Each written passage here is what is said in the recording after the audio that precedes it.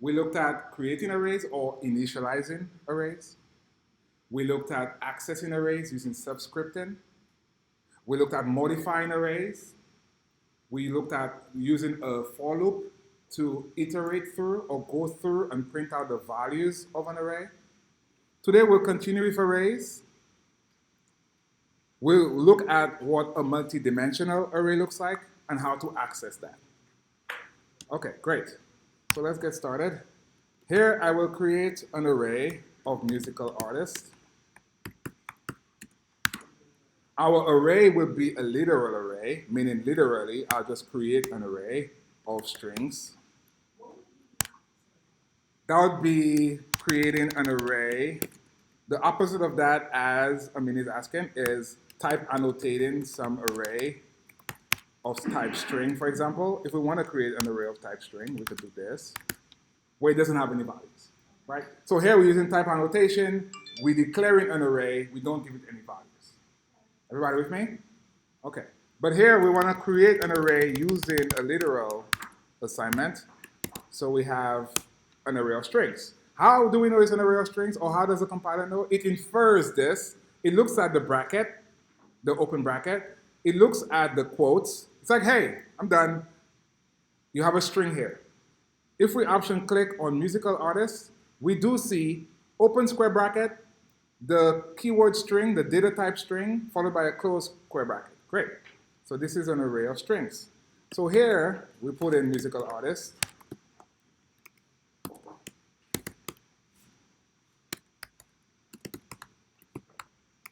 You could put a comma, by the way, to make your code look more presentable. It doesn't affect anything. And here, I'll continue listing musical artists. Notice. So here we continue. Burning, that's right, not Britney.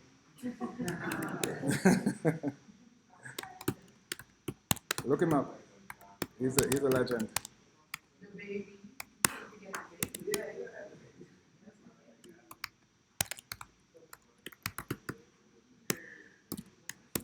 Getting excited about arrays, huh? That's my baby here. I miss her. All right, cool. So we have an array of musical artists here. So far, so good. So here, if I want to access Burning Spear, what is the index that I'm putting in for this? We all agree it's 2? It starts at index 0. So here we have musical artist at index 2. And if we were to print, well, let's just put artist instead here. I'll just put this artist, right? Currently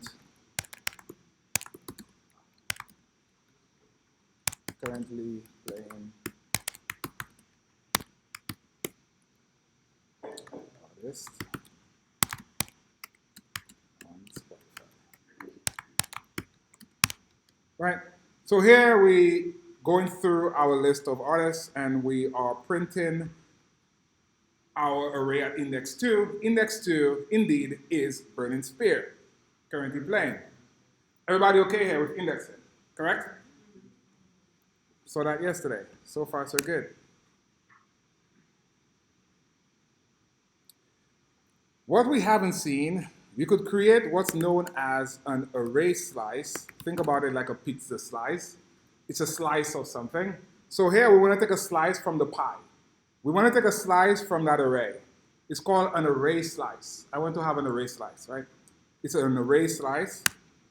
So here I will create reggae stars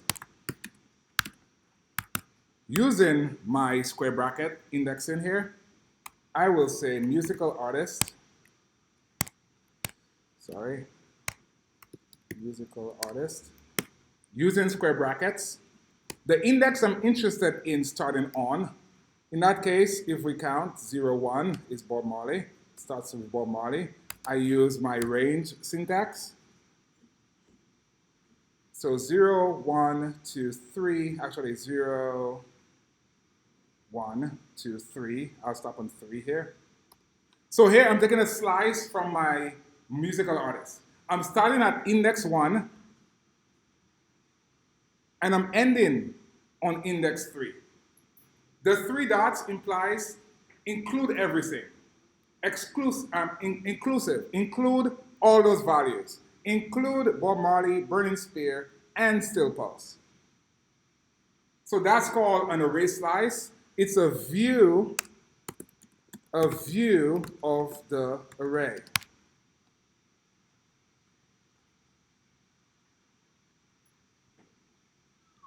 So now I could have a print statement. It's not the whole array, it's a slice. It's part of the array. From index 1 to index 3, including in index 3. Everybody with me? So that's known as an array slice. If you option click on reggae stars, you'll see type array slice. Does everybody see that? Right? Very good.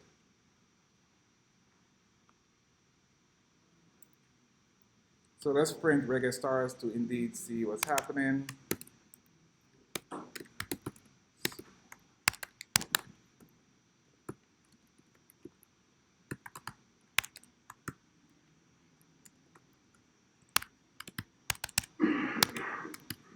So here we print reggae stars. Press play. Indeed, we get some reggae superstars are Bob Marley, Burning Spear, and Still Pulse. Right? You could use array slicing in many scenarios. Maybe you sort something and get in your contacts, maybe from F to a certain alphabet. It depends on what you're after, right? So here we're just illustrating what an array slice looks like. Very good. Let's go further. We saw modifying arrays yesterday, but we did not modify the actual subscript on an array. So here let's modify the value of an array using subscripting.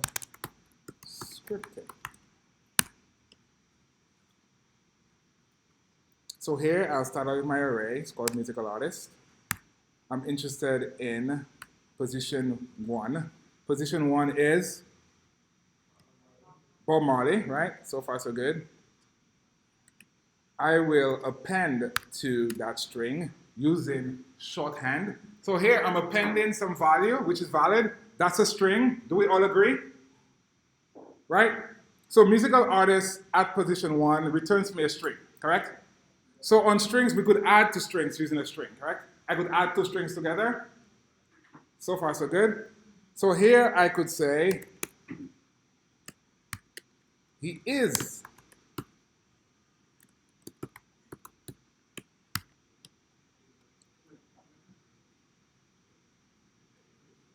right? And at this point, let us go ahead and print. Let's print our current array and see what it is. So here I will print musical artist and see if it changed. Right? Indeed, Bob Marley got appended reggae legend. Do we all see that? So you could manipulate your array value using concatenation here. You could add to it. Everybody with me? Okay. We probably want to have a space in there to make it look better. Play it again. And then we could even say the reggae legend.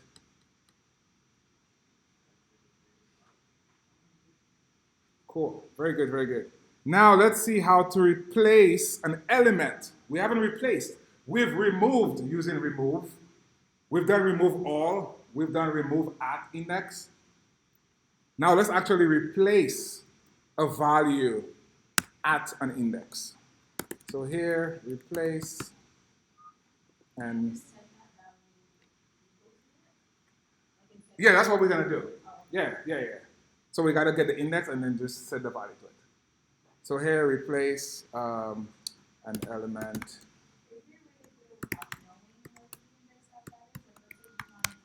Yeah, you can. You could find. We saw find index yesterday, right? So you could find something. Remember, we're doing with string. Exactly, and then you change it. Yes, very good. Oh, let me go over find Yes, based on scope, we can. So replace here, we have musical artist, and say you want to go to the last element. How do we get to the last element? Oh, very good. So musical artist dot count -1 gets me to the last element. In that case, right? So now we replace the last element with prints. So if we were to print again, print musical artist. So the last element here is Lauryn Hill, correct? Everybody? So if we were to print now, our last element will get replaced. And now it's prints. Everybody with me? Everybody with me? So we'll keep it up here so you could print out. I mean, so you're saying that you're saying that for music. oh, there's no 4 here. Not the four, but like in the array of musical artists, right? Where, and again, I'm not. Yeah. Uh-huh. So in the array of musical artists, where the last element, like where you see the last. Get the last element. Yeah, get the last element and replace it with, or like, and make it equal to. Exactly. The string. But read it from the right side first. So So read it from the right side. So the print string gets assigned to that position. okay, and then we're calling that Uh, we say print. the position is the last position. We take prints, we assign it to the last position in the array. And now on line 25, we just print out what the array is. Very good. So that is more modification functionalities. So far, so good. Okay.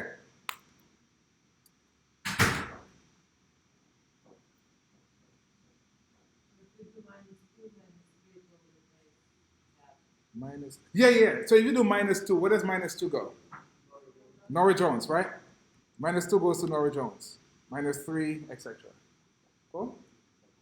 -1 gets us to the last element. Because we said we need -1 because. Why do we need -1, Luba?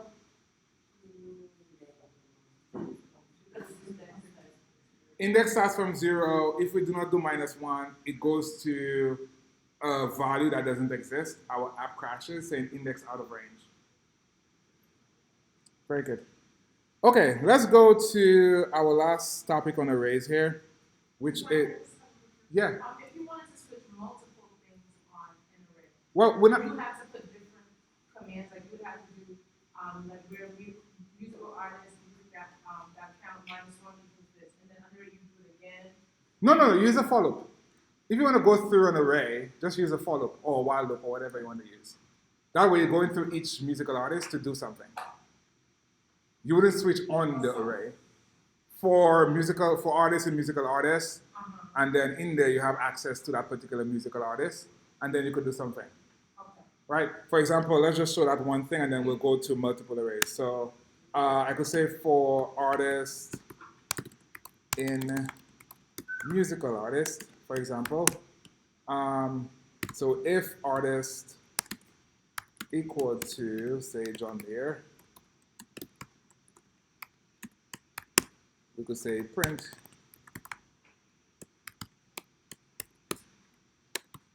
acoustic genius, right? So now we could run this here. It goes through all the musical artists. If there's one named John Mayer, it goes inside the if block and it says, hey, acoustic genius, right? So anytime you want to manipulate anything like an element, TIFF, you want to use some for loop. Okay? That's the fastest way for that. And in this case, it would be great to just have a break here, just to stop the thing, because if you get to John Mayer and he's the second, you don't want to keep going.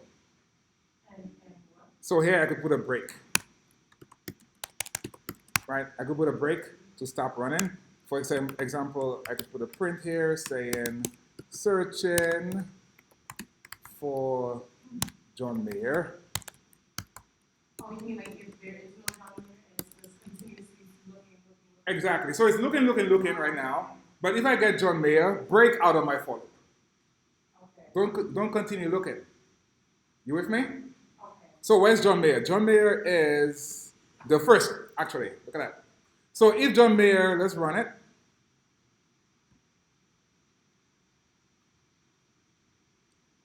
So look at that. It never got to searching for John Mayer. John Mayer was the first result. Just happened to be the first result. Everybody with me? But if it was the middle result or whatever, if we take John Mayer, let's just take John Mayer out. Actually, replace John Mayer. Just copy John Mayer. Does that affect anything? Whatever. Take out John Mayer here and put John Mayer right here. Okay? Okay. So replace John Mayer. Right now, the first is Bob Marley, right? Everybody good? I just copied John Mayer from the current position over to Lauryn Hill. Everybody with me? Let's go back to our for loop. Let's go back to our for loop and run it again. Now, it searches more. You see that? Searching for, and now it found it. So the first time it was the first result, it never ran through this print statement. You agree? Because it encountered break, it got out of the loop. Break ends the loop. Cool? Good. Okay. So going back to, or going forward into multidimensional arrays, I'll scroll up to get a header. I don't have a header. That's fine. I'll create a header.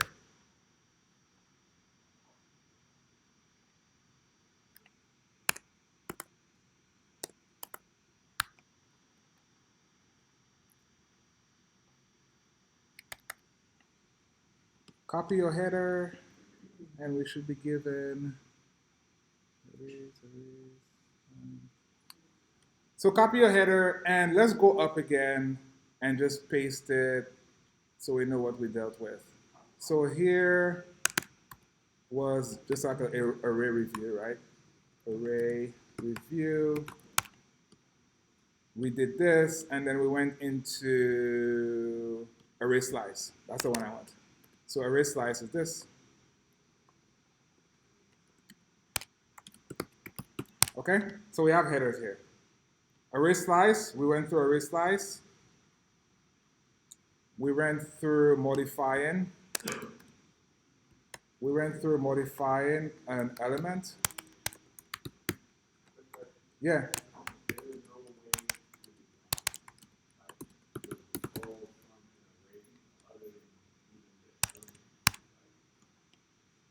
Say that again.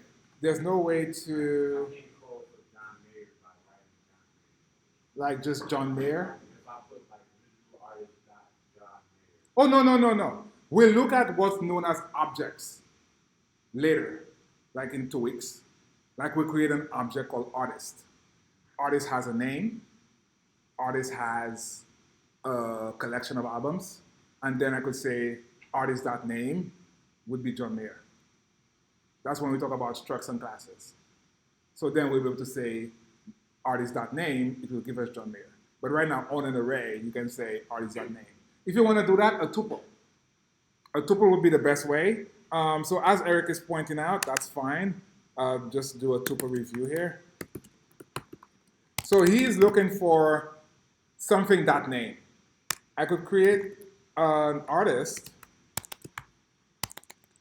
call the artist just artist for now. And the artist is a tuple. Everybody with me? This is the syntax for a tuple, correct? So here I could say name is a string. Name is a string, which I should give a name. Here I could say John Mayer. I could give it a genre. Pop sometimes, who knows?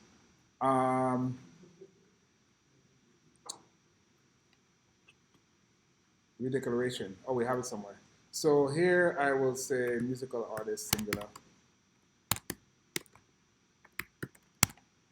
Right? On musical artists, you could say print musical artist dot name, right? And here, if I run it, it will give me John Mayer. Everybody sees that? Does everybody see that? So here we're creating a tuple. Okay, Eric? So now you have access to properties on your tuple. I could have a tuple of musical artists. Because since we haven't seen objects yet, if you want to create some sort of object, this is the way we know for now. Okay? Everybody with me? When we start seeing structures and classes, you could encapsulate properties and methods inside of a class object and say artist.name. But for now, if you want to create an object, I would say a musical artist where his name is John Mayer. I could have an array of artists. So here I could copy this and then just say artist 1, artist 1, artist 2, for example. This would be artist 1, right? So now we have two artists, correct? Well, not of the same name. Come on, somebody give me an artist that you love. Beyonce.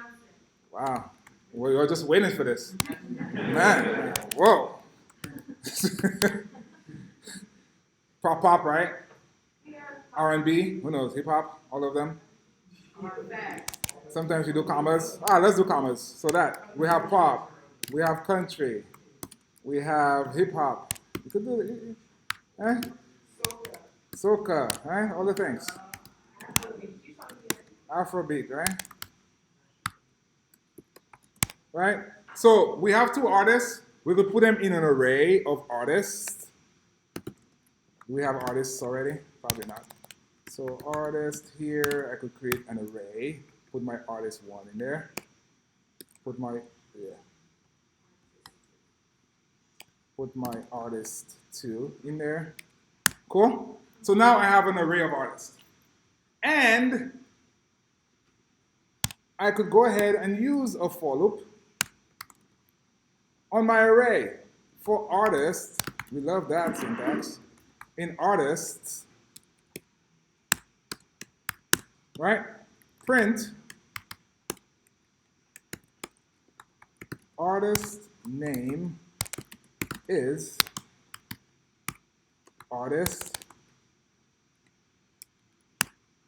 dot name.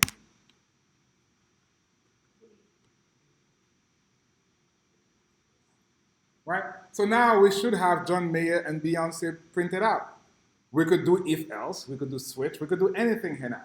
I could say only show me an artist where there's country in there, or there's pop in there, whatever it is. Or only show me artists where the name is Beyonce. I could do that. But for now, we just print out all the artists we have in our array. We have John Mayer and we have Beyonce. Right? So far, so good? So all what we've been learning over the 2 weeks, we could put them together, answer questions based on them.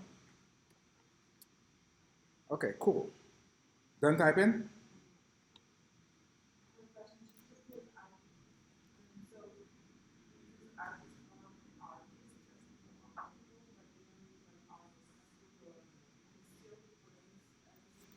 So this is the plural version of it, correct?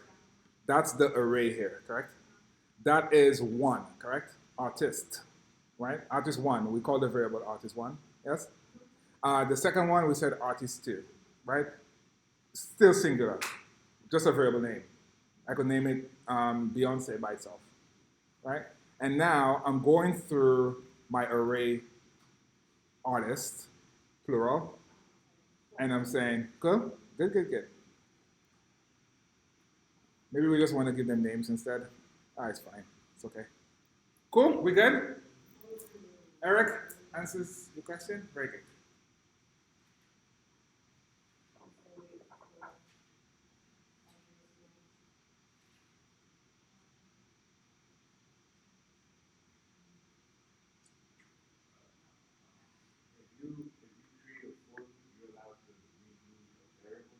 Mm-hmm. In that case, do we have artists already? Now, if you have artists already, you can't. It's gonna conflict for you, or it's gonna use the next artist. Just name me something else. Sorry, I didn't have yesterday's work. Okay, cool. So arrays are powerful. You see how powerful they are? So now, yeah, you could just build on arrays. Arrays are very useful. Now you could query for things in that array, as we said, like only show me John Mayer, only show me pop, only show me Afrobeat. Cool.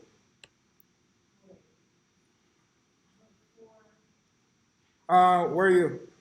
I'm gonna say about the for loop, right? By this guy. When we make the variable, Which variable? the artist, It's here on 53. oh, wait.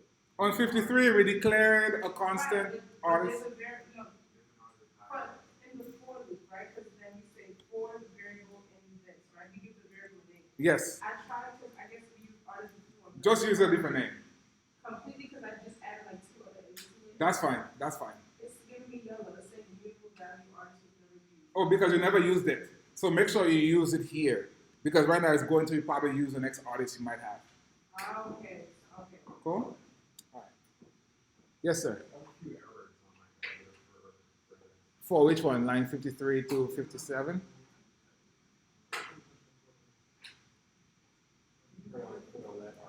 What's the error say? Oh, you mixed your array. Don't mix our array. Make sure you have only strings in your array here.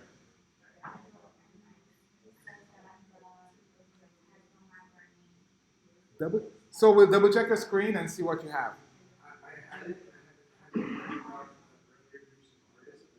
Guys, so some of you have artists already. Which artist plural, right, Christian? So this time we use artist singular, but I have used artist plural. Currently playing artists on Spotify, like an early game we did. Okay. So just rename it. Just rename your variable if you have a mix match. I just can't. Okay? Rename it, call it Spotify artist, whatever, just rename it. Cool? All right, great. Let's go to the topic we really want to go to here, we're anxious about. Let's talk about multi-dimensional.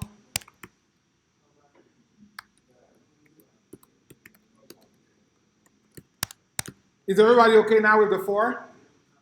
Everybody okay with the artist? Okay, cool. Very good. So let's do multi-dimensional arrays.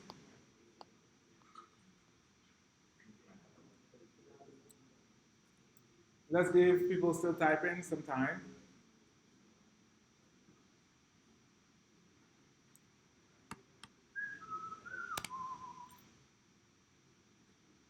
Cool? Okay, so let's go ahead, declare some array. We'll call it a matrix. You got it, Sarah?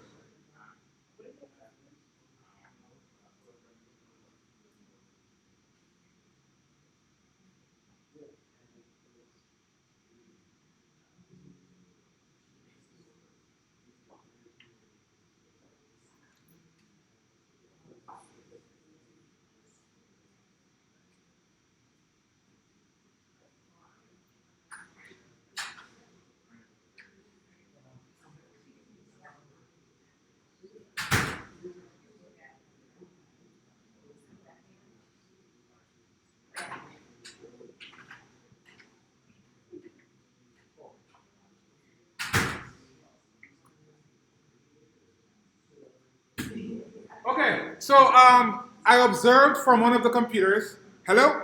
Are we here? Be very careful when you self-naming your tuples. Because if you name genre with an uppercase G, right? Right now, the compiler is like, hey, you have a heterogeneous literal here. I'm confused. You have a mix and match. You need to specify type any. Okay? So be very careful when you're naming your tuples. Right? Because the tuple itself doesn't have name type inference. It's up to you, the developer, to make sure that name here is the same as name down here. Everybody with me? If I have uppercase N here, they're different. So I put them into an array, it becomes a heterogeneous array, a mixed array. So you need to explicitly say type any. Everybody with me? In our case, we want to have the types the same. So make sure that name here, colon, is underscored, is lowercase, as genre here, and make sure genre is also all lowercase. Everybody with me? Okay, good observation, good error, like it. Okay, so if you see it in an exam, be very careful there, right? Make sure your names are the same. Like if you have an upper G here, it's not gonna compile, right? It's like, hey, you're trying to put mixed matches. You have to specify type any on my artist now. Okay, cool, very good. Okay, are we all on the same page? Very good. So now let's go ahead, multidimensional arrays, and start out by having a constant called matrix. We all remember matrix from math class. We loved it. Okay, wow. I'm having a lot of things already. So I have a variable, I have a constant. It's called matrix. Everybody with me? Everybody with me?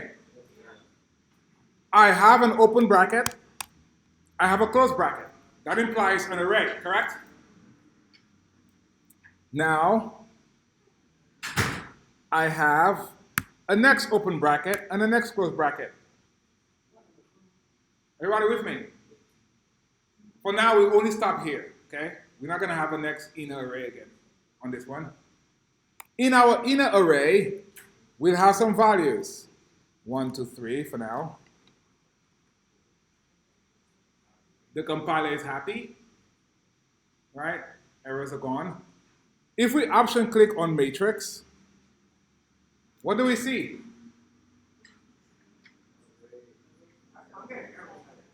You're getting errors on one line. Let's go back. No worries. Okay, so let's option click on matrix here. Let's zoom in, zoom out. Let's zoom in. So here, we have an array of arrays. That's what that is. Everybody with me? This is known as a multidimensional array. I have multi-dimensions. Yes? Is that saying that you have, what, 2 arrays and they both have 1, 2, 3 on it? It's saying that I have a big array here, outside. Inside that big array, I have an integer array. So what's inside of the big array? The integer array. I get about how many is that? For now, there's 1. Right? Let's go back. Everybody sees that? Okay, let's add more to it. For now, there's 1, right? So, right, there's 1. We could actually count it. So, count on multi-dimensional array. You could also have count on it. So, print. I could say current. Yeah. Let's say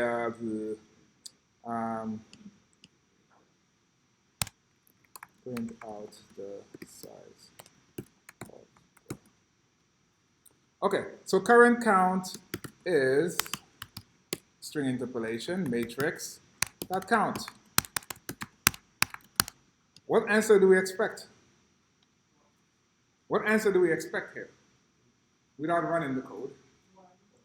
Right? 1, because currently we have 1 item. Let's make sure we know what the 1 item is. We have an array of arrays. Inside that array, how many items we have?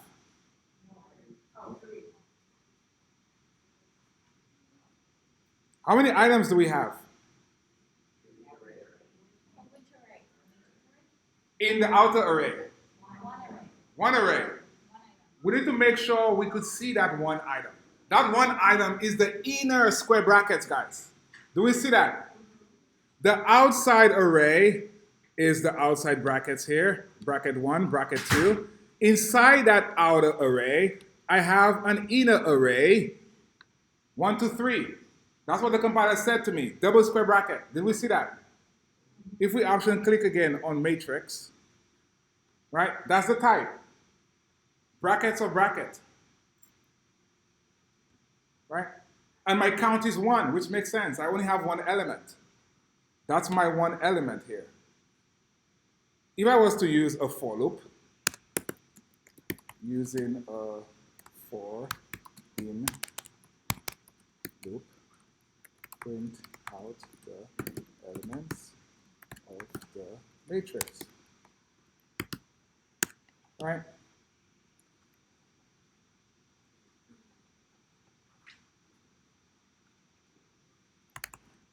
For array in matrix, print array. If we go ahead and we run that code, we get 1, 2, 3, square bracket. Do we see that? So basically, we got a print back of that array. We have one array in there. So your console has square bracket 1, 2, 3, implies one array. So it's an array of arrays. Yes, sir. Yes, we'll get there. We'll get there. We'll get there. Yeah, but you could index into it, as Christian is saying. So we'll index into it and print out the elements. Yeah, exactly. So, so for now, we have a for loop. It goes through this matrix. If we option click, make sure you option click on matrix. What type is it? It's an array of arrays, right? Everybody sees that? Option click on matrix. What type is it? Multidimensional array, right, everybody?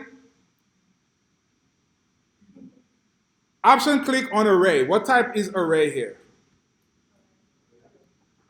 It's just one array, right? One square bracket. Do we see that? Right? Does everybody see that?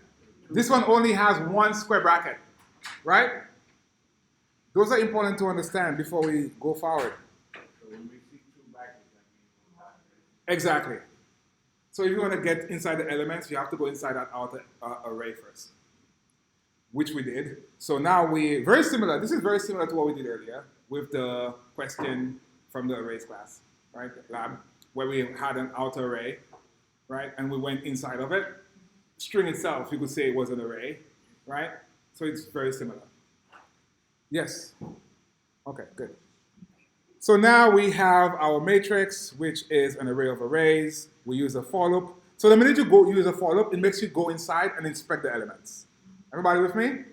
The for loop or while loop, it allows you to go inside and inspect that element. What is the individual element looking like? The individual element is still an array. So if we were to print out the results of that array, how do we do it? Who wants to volunteer here? How do I print out the elements of that inner array? Margaret. Margaret, sorry. Margaret, come on. You got this.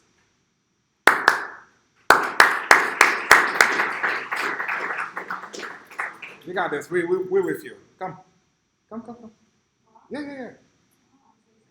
Yeah. I can't be up here all alone. Yes, sir.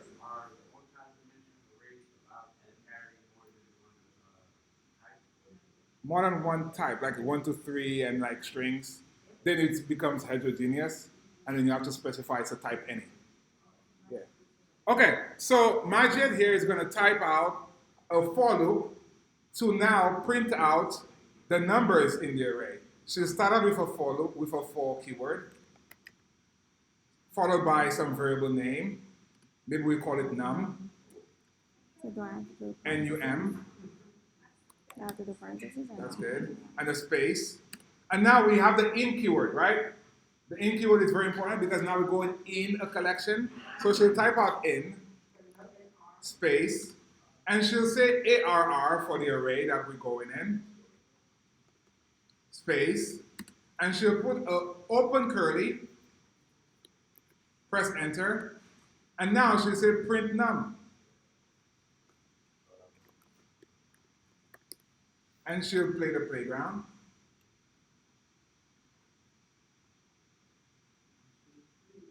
And now we have 1, 2, 3. Thank you so much.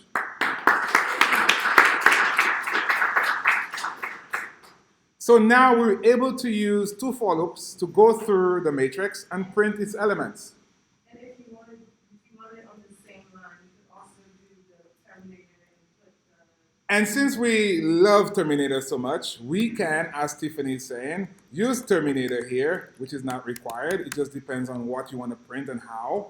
We could use Terminator, put a space so it all prints on the same line, and run the code again. And now we have 1, 2, 3 on the same line, correct? Very good. But let's add more elements to our array. Let's add more elements to line 63. Everybody with me?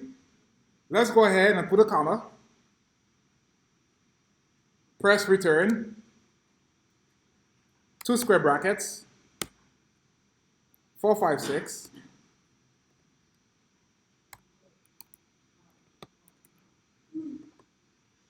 Right? You can put them on the same line, but this reads better, like a matrix. And then put the next comma. You could tab over to make it look pretty. And here we could do 7, 8, 9. No comma from the last one. Because remember, it's still an array, right? It's still an array. Our first element, comma. Our second element, comma. Our third element, right? Now, if we run our code, what's the current count? The current count is 3. We have 3 arrays within the array. We could see that. We have array 1, right? We have array 2, and we have array 3. We have 3 arrays. 3 by 3. 3 by 3 matrix. 3 rows, 3 columns, right? Here we have 3 rows, row 1, row 2, row 3. We have column 1, column 2, column 3. 3 by 3 matrix, right? This is going to come handy very soon in some lab or some assignment. Okay? So this is our matrix. Current count is 3. We are happy with that. We're able to print out the values in our matrix.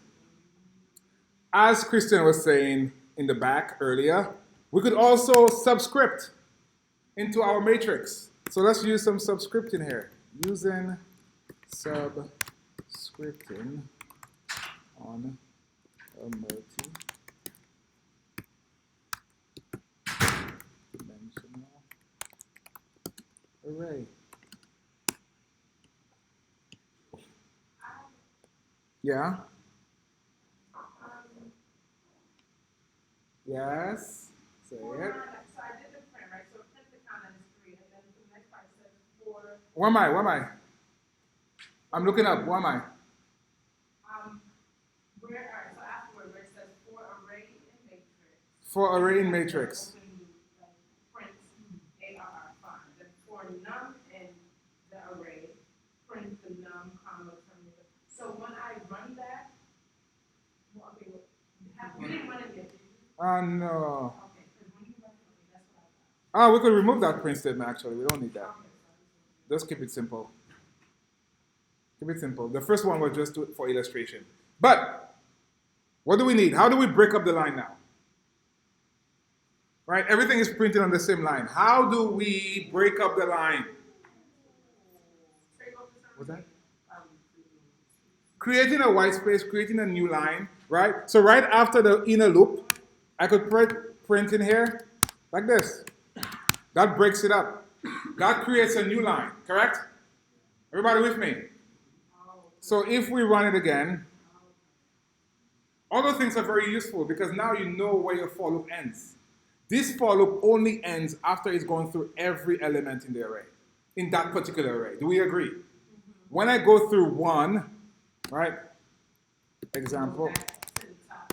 Exactly. Example, when I come in here the first time, Example, first time ran, it goes through, right, 1, it goes through 2, then it goes through 3, correct? The first time, right? And then it continues to line 76 before going back to the for loop, the outer for loop. So it prints 1, 2, 3. It comes in here. It creates a new line for us. Goes back to the top of the for loop. Goes to the second element. Does 4, 5, 6. Does a new line again. 7, 8, 9, and it's done. Do we see that? First for loop, this outer for loop here, says go through my matrix, go through each element, but each element is an array, right? So here, each element in the matrix is an array. That's where it starts to lose us. What's happening? We just learned about arrays. Now we have 2 sets of arrays to deal with, right? So the matrix itself is an array. Let's make sure we catch that. Matrix is an array. It is an array, but it's also a multidimensional array.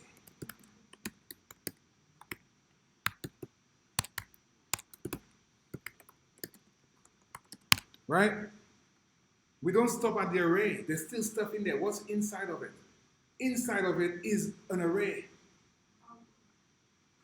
Sorry, you made matrix just because it's the real name, or because that's really what it's called? It's called a multidimensional array. Okay, so you just named it. Matrix comes up a lot, like you have this matrix, meaning 3 by 3 or 4 by 4 or 5 by 5. Like you have a matrix, right? But a matrix for math class, again, is like a matrix of zeros, 0 by zeros, right? Whatever that is. So matrix is a grid. Think of matrix like a grid. But the name of the actual construct is a multidimensional array, right? It might be used interchangeably some places. But for the purposes of us, it's a multidimensional array. Or an array of arrays, okay? All right, so here we have a matrix, which is an array. It's an array that we declared here. We declared it up here. Our compiler told us that it's an array of arrays, and we agree it's an array of arrays. Don't we agree? Why we agreed? You start out with a square bracket. You end with a square bracket. That's an array. Inside of it are arrays, right? The same like we have, well, not the same, but example array.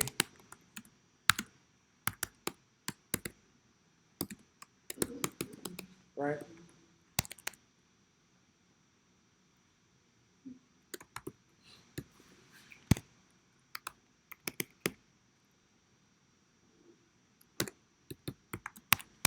Right? Here we have an array. Do we agree? Do we agree? Inside that array, we have strings, correct? Do we agree? So here we have an array of strings, correct? Array, square bracket, strings inside. We wanted to manipulate our strings earlier. We had to use a for loop on the strings as well. Remember that, right? Because our string itself is a collection. So this is very similar to the matrix that we have here, right? Very similar. But the syntax will throw us off. Like, wow, what's happening, right? But here you iterate through the array. Inside the array, we iterated through the string. This is the same thing we're doing here. We iterated through the matrix array.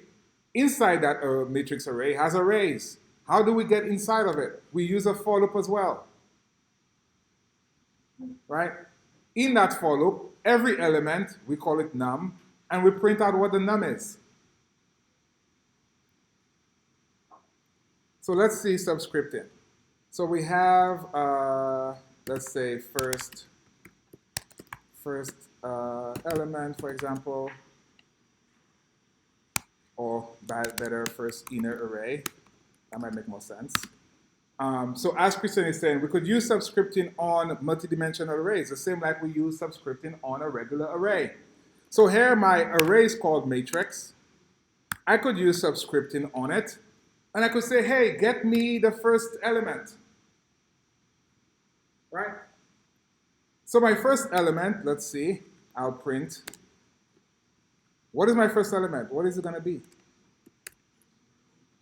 First element in matrix array is first inner array. Right? Oh, look at that. It gave us the answer already. So again, if we option click on first inner array, what type is it? What type is it? I know lunch is coming. Optional is it's an array, correct? Right? So if we option click on first inner array, the type is an array. Do we see that? So if we go ahead and reprint, we run. We see first element in matrix array is an array. 1, 2, 3. Everybody sees that. How do we get the last element? Somebody's going to come up and get me the last element. So here, print out last element. We have a volunteer. Look at that. You get a candy. You just sell a volunteer. You get a snack. I don't think it's gonna happen. I have enough snacks. You want my snack? You know I traveled to get But I'll that? take it. I appreciate you. Okay. Thank you. So Tiffany's going to go ahead and print us out the last element in that matrix. Okay. Print.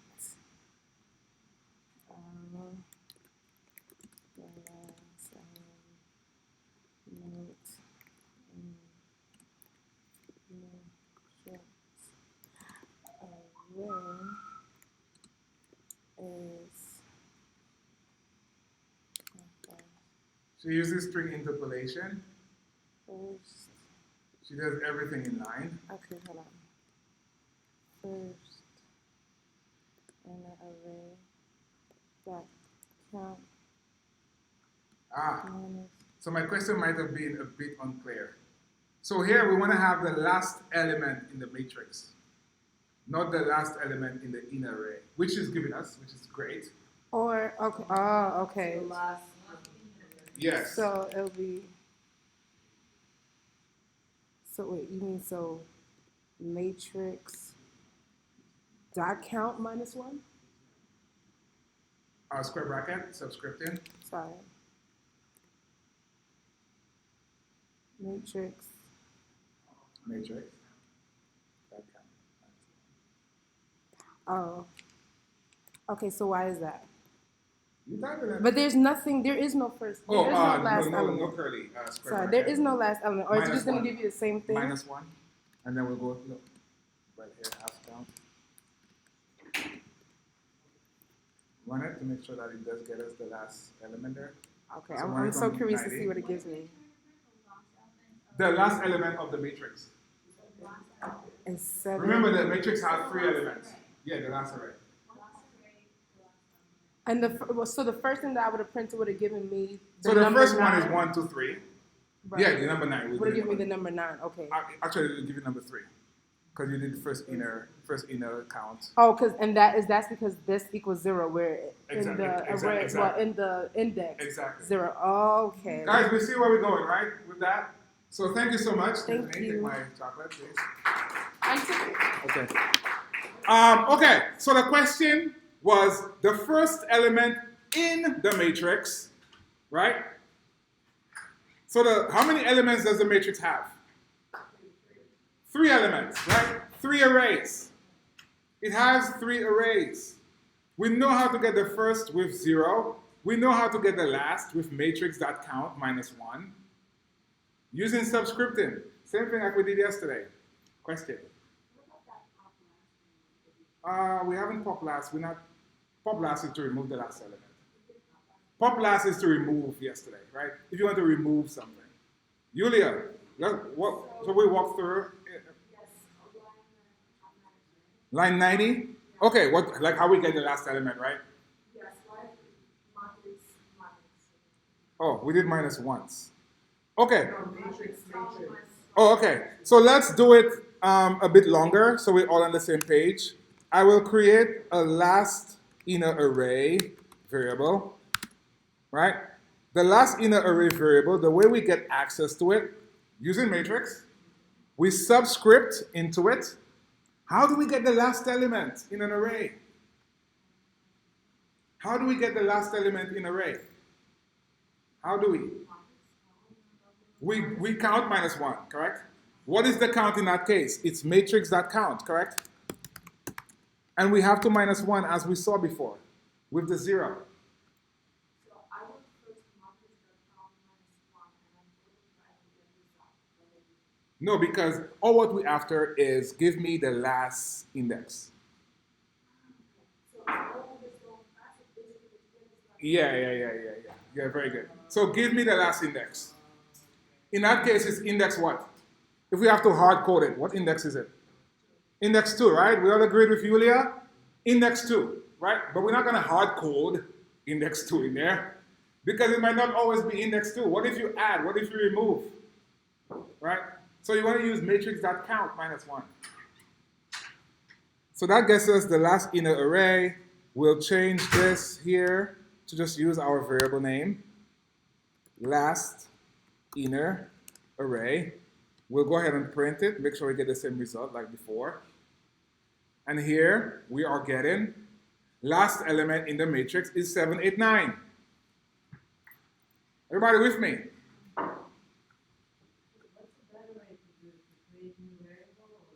It depends on where you're comfortable.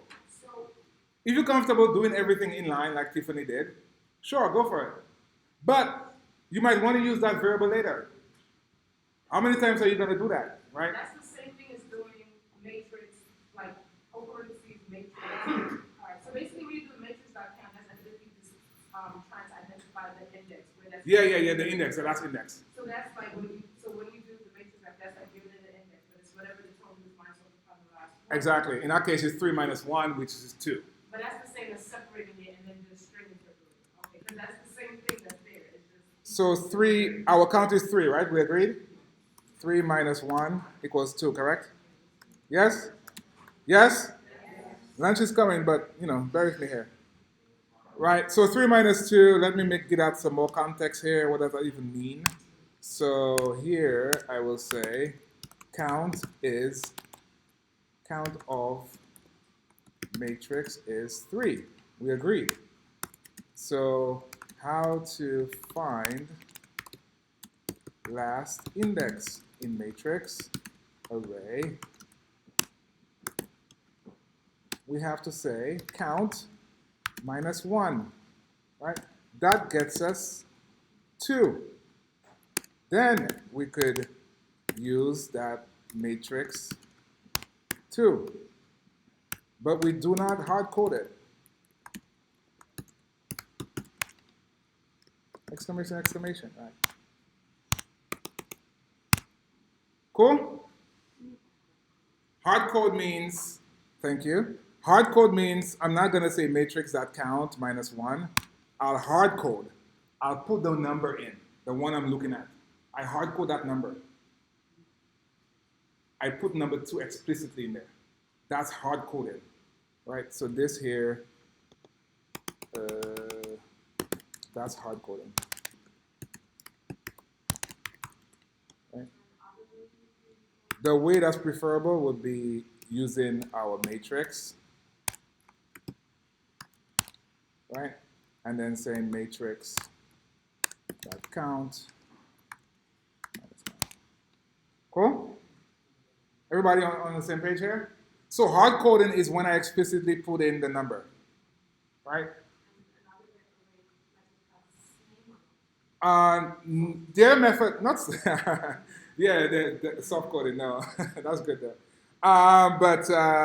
Yeah, so the preferable way is this way, right? And we did the 0 earlier, which is fine, assuming there's stuff in there. That's also bad in a sense, because you don't know if there's values or not. So if you try to access it, it will crash, right? So when we start doing functions, we'll see how to defend ourselves. It's called defensive programming. You want to be defensive as much as possible. Don't assume there's elements in the array by saying array 0, because that'll crash. Yes, sir?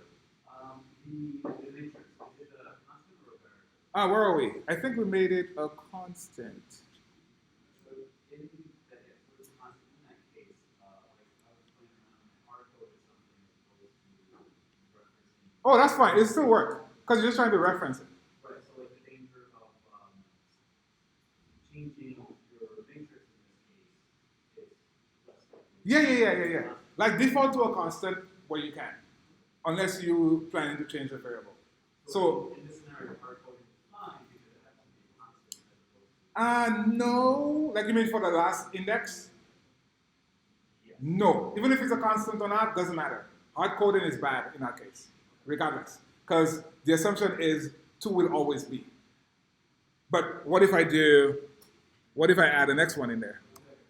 Right? What if I add a next array? It's no longer 2. It's going to be 3.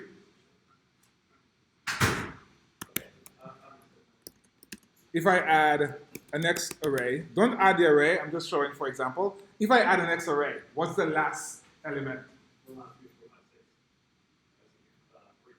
3, right? So now you have to go back and change your 2 to a 3.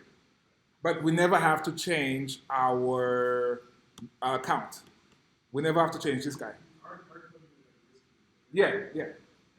Very, got it? Cool? All right. It's okay for arrays to have the same elements. Yes, doesn't matter. It could have the same element. Each one is considered different. Each one is Well, in that case, font 4 is the same. The array doesn't care about that. right. A set does. We haven't gone into sets yet, but sets are unique. But arrays, it doesn't matter if you have duplicates in there. It depends, again, on your use case. If you have contacts, most likely you don't want to have duplicates in there. Right? Well, some contacts do have duplicates, but we'll get into that. Okay, we good? Are we good? Okay, let's see, was there a question? What? What's that? Okay. Cool.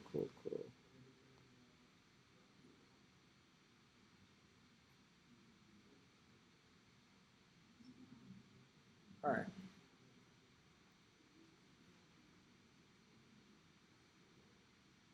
Okay, I think we are good. If we have no more questions, I will stop here. Thank you so much.